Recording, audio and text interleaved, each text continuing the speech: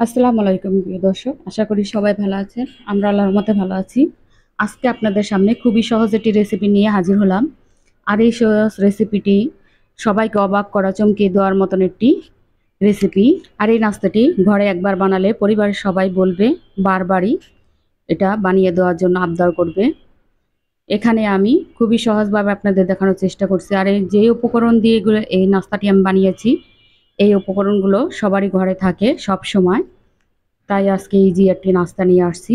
প্রথমে আমি চুলায় একটি পাত্র বসিয়ে তেল গরম করে তার ভিতরে 1 কাপ চিড়া দিয়ে ভেজে নিব। আমার চিড়াগুলো ভাজা হয়ে গেছে, আমি উঠিয়ে নিব। আর এটা একদম লাল করে ফেলবেন না, তাহলে তিতা লাগবে। এরকম হালকা করে ভাজলে দেখবেন চিড়া মুচমুচে হয়ে গেছে। এবার এখানে আমি 1 কাপ বাদাম নিয়েছি, বাদামগুলোকে আমি একইভাবে ভেজে নিব। এটা 1 মিনিট রাখলেই দেখবেন ভাজা হয়ে গেছে।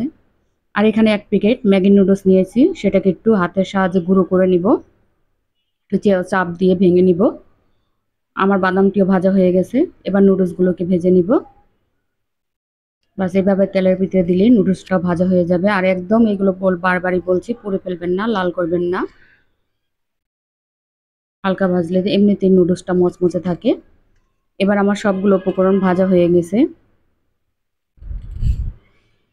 এবার আমি এর ভিতরে কিছুটা কাঁচামরিচ কুচি, কিছুটা পেঁয়াজ কুচি, অল্প কিছু পরিমাণ ধনেপাতা কুচি,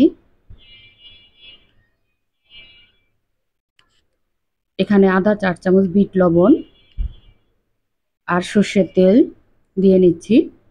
এবার এই উপকরণগুলোকে আমি একটি এয়ারটাইট বক্সে ঢেলে নিব, যাতে এটা মেশাতে সুবিধা হয়। তারপরে এখানে আমি 2টি নুডলসের মশলা নিয়ে নিচ্ছি। আর আপনারা আশেপাশে আমার অনেক শব্দ হচ্ছে, আপনাদের শুনতে অনেক সমস্যা হবে, সেজন্য আমি দুঃখিত। এবার এভাবে ভালো করে ঝাঁকিয়ে নিলেই হবে। এখানে আর হাত লাগানোর প্রয়োজন নেই। দেখতেই পারছেন আমার মিশানো হয়ে গেছে। এখন আমি একটি পাত্রে ঢেলে নিচ্ছি, ঢেলে পরিবেশন করব। মজাদার এই নাস্তাটি দেখবেন সকলেই পছন্দ করবে। আর আপনারা সবাই একবার বাড়িতে টেস্ট করবেন, নয়তো বুঝতে পারবেন না এই নাস্তাটির মজাটা। খুবই খুবই সুস্বাদু। সবাই ভালো থাকবেন, আমাদের জন্য দোয়া করবেন। আসসালামু আলাইকুম।